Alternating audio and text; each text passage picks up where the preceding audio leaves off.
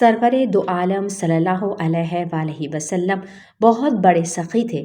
کسی سوال کرنے والے کو نہیں کبھی نہیں کہا، ہوا تو فوراً دے دیا، ورنہ نرمی سے سمجھا دیا کہ دوسرے وقت آنا تو لے جانا۔ بات کہ آپ صلی اللہ علیہ وآلہ وسلم بہت سچے تھے، سب باتوں میں آسانی اور سہولت اختیار فرماتے، اپنے ساتھ اٹھنے بیٹھنے والوں کا سب کا خیال رکھتے، ان کے حالات کو دریافت کرتے رہتے۔ جب رات کے وقت باہر جانا ہوتا تو آہستہ سے اٹھتے اور آہستہ سے جوتا پہنتے اور آہستہ سے دروازہ کھولتے اور پھر آہستہ سے باہر چلے جاتے۔ اسی طرح گھر میں تشریف لاتے تو آہستہ سے آتے اور آہستہ سے سلام کرتے تاکہ سونے والوں کو تکلیف نہ ہو اور کسی کی نیند خراب نہ ہو جائے۔ جب کوئی آپ صلی اللہ علیہ وآلہ وسلم کے پاس آتا اور آپ اس کو خوش و خرم دیکھتے تو اس کا ہاتھ اپنے ہاتھ میں لے لیتے تاکہ انسیت ہو جائے۔ جب آپ صلی اللہ علیہ وآلہ وسلم کے پاس کوئی ایسا شخص آتا جس کا نام آپ کو محبوب نہ ہوتا تو اس کا نام تبدیل کر دیتے تھے۔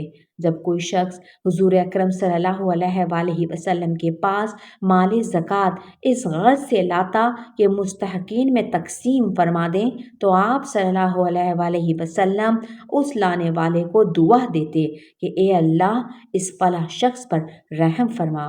حضور اکرم صلی اللہ علیہ وآلہ وسلم جب کسی کے گھر تشریف لے جاتے تو دروازے کے سامنے نہ کھڑے ہوتے بلکہ داہنی یا بائیں جانب کھڑے ہوتے اور گھر والوں کی اطلاع کے لیے فرماتے السلام علیکم۔ رات کو کسی کے گھر تشریف لے جاتے تو ایسی آواز سے سلام کرتے کہ جاگنے والا سن لیتا اور سونے والا نہ جاگتا۔ چلتے تو نیچی نگاہ زمین کی طرف رکھتے، مجمع کے ساتھ چلتے تو سب سے پیچھے ہوتے اور کوئی سامنے آتا تو سلام پہلے آپ ہی کرتے، عاجزانہ صورت سے بیٹھتے، غریبوں مسکینوں کی طرح بیٹھ کر کھانا کھاتے، خاص مہمانوں کی مہمانی خود بنفس نفیس انجام دیتے۔ آپ صلی اللہ علیہ وآلہ وسلم اکثر اوقات خاموش رہتے، بلا ضرورت کلام نہ فرماتے، جب بولتے تو اتنا صاف کہ سننے والا خوب سمجھ لے، نہ اتنا لمبا کلام فرماتے کہ آدمی اکتا جائے اور نہ اتنا مختصر کہ بات ادھوری رہ جائے۔ کسی بات میں کسی کام میں سختی نہ فرماتے، نرمی کو پسند فرماتے، اپنے پاس آنے والے کی بے قدری نہ فرماتے، نہ کسی کی بات کاٹتے، اگر خلاف شرع ہوتی تو اس کو روک دیتے تھے یا وہاں سے خود اٹھ کر چلے جاتے۔ اللہ تعالیٰ کی ہر نعمت کی بڑی قدر فرماتے، کسی چیز کے ٹوٹ جانے بگڑ جانے پر مثلاً کوئی چیز کسی نے توڑ دی یا کام بگڑ گیا تو آپ کو غصہ نہ آتا تھا، البتہ اگر کوئی بات دین کے خلاف ہوتی تو آپ کو سخت غصہ آتا تھا۔ کبھی آپ نے ذاتی معاملے میں غصہ نہیں کیا اور نہ اپنے نفس کا کسی سے بدلہ لیا۔ کسی سے ناراضگی کا اظہار فرماتے تو چہرے کو اس طرف سے پھیر لیتے تھے، لیکن زبان سے سخت سست نہ کہتے۔ جب خوش ہوتے تو نیچی نگاہ کر لیتے، نہایت ہی شرمیلے تھے۔ حضور صلی اللہ علیہ وآلہ وسلم کنواری لڑکی سے جو اپنے پردے میں ہو شرم و حیا میں کہیں زیادہ بڑے ہوئے تھے۔ شدت حیا کی وجہ سے کسی شخص کے چہرے پر نظر جما کر نہ دیکھتے، کبھی آنکھوں میں آنکھیں ڈال کر نہ دیکھتے۔ کسی شخص کو اتفاقاً آپ صلی اللہ علیہ وآلہ وسلم کے ہاتھ سے کوئی تکلیف پہنچ جاتی تو آپ اس کو بلا تکلف بدلہ لینے کا حق دیتے اور کبھی اس کے عوض میں اس کو کوئی چیز مرحمت فرماتے۔ اگر کوئی غریب آتا یا کوئی باندی یا بڑھیا آپ سے بات کرنا چاہتی تو سڑک کے ایک کنارے پر سننے کے لیے کھڑے ہو جاتے یا بیٹھ جاتے۔ بیمار ہوتا تو اس کی بیمار پرسی فرماتے، کسی کا جنازہ ہوتا تو اس میں شریک ہو جاتے۔ آپ صلی اللہ علیہ وآلہ وسلم کے مزاج میں اس قدر تواضع تھی کہ اپنی امت کو اس کی تاکید فرمائی ہے کہ مجھ کو میرے درجے سے زیادہ نہ بڑھاؤ۔ فرمایا لا تطرونی۔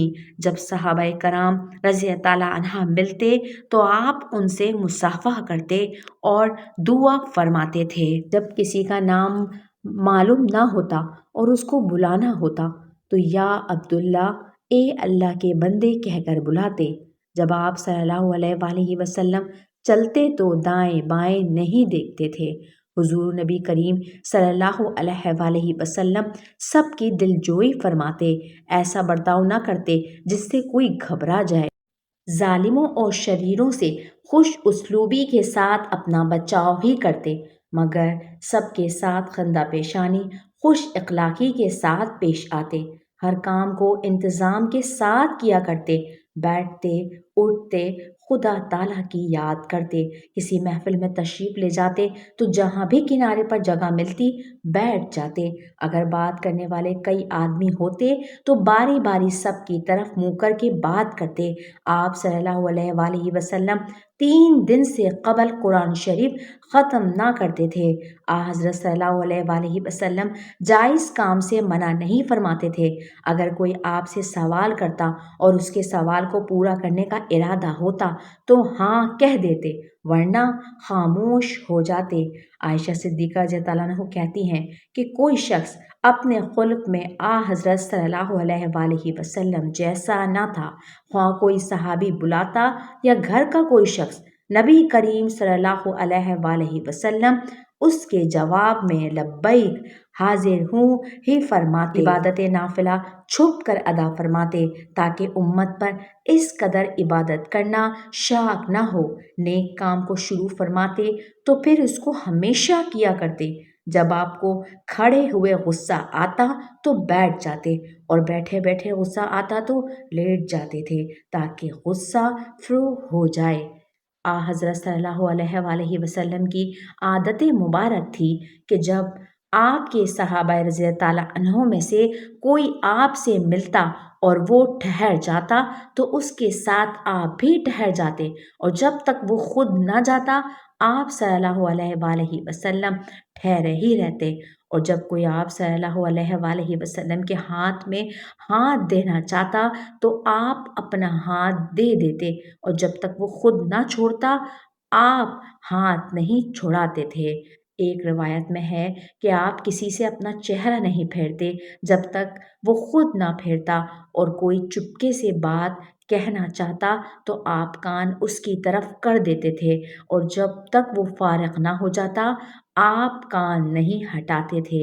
حضور کریم صلی اللہ علیہ وآلہ وسلم جب بچوں کے پاس سے گزرتے تو ان کو سلام کرتے۔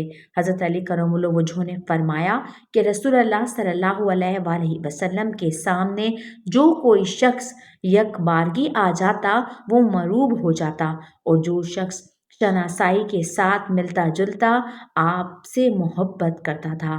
میں نے آپ جیسا صاحب جمال اور صاحب کمال نہ آپ سے پہلے کسی کو دیکھا اور نہ آپ کے بعد کسی کو دیکھا۔ خوشی کے وقت حضرت صلی اللہ علیہ وآلہ وسلم نظر نیچی فرما لیتے۔ جب آپ کو کسی سے متعلق بری بات معلوم ہوتی تو یوں نہیں فرماتے کہ فلاں شخص کو کیا ہوا، ایسا ایسا کرتا ہے، بلکہ یوں فرماتے کہ لوگوں کو کیا ہو گیا ہے، وہ ایسا ایسا کرتے ہیں۔ زمان مبارک سے وہی بات فرماتے جس میں ثواب ملے۔ کوئی پردیسی آتا تو اس کی خبر گیری کرتے، ہر شخص کے ساتھ ایسا برتاؤ کرتے جس سے ہر شخص کو یہی محسوس ہوتا کہ حضور کریم صلی اللہ علیہ وآلہ وسلم کو میرے ساتھ سب سے زیادہ محبت ہے۔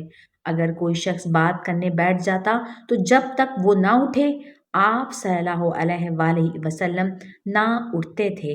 حضرت ابو ہریرہ رضی اللہ عنہ فرماتے ہیں کہ نبی کریم صلی اللہ علیہ وآلہ وسلم جب فکر مند ہوتے تو آسمان کی طرف سر اٹھا کر فرماتے سبحان اللہ العظیم، اور جب زیادہ گریزاری اور دعا کا انہماک بڑھ جاتا تو فرماتے یا حی یا قیوم۔ ایک روایت میں ہے کہ غم کے وقت اکثر ریش مبارک پر ہاتھ لے جایا کرتے، کبھی انگلیوں سے اس میں خلال فرماتے اور فرماتے، حسبی اللہ و نعم الوکیل، میرے لیے اللہ رب العزت کافی ہے اور وہی بہترین کارساز ہے۔